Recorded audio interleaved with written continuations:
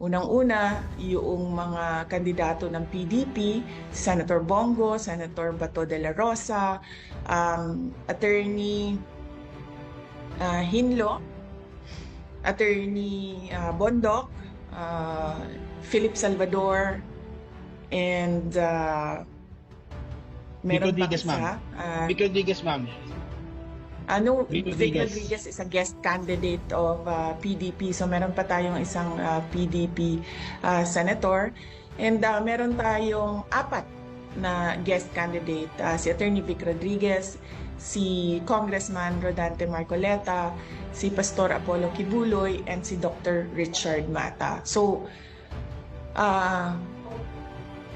ko yun nga, siguro ang dahilan kung bakit inalis or ginawa ng extraordinary rendition ang dating Pangulo dahil mukhang magba-block voting ang buong Pilipinas sa 10 senador.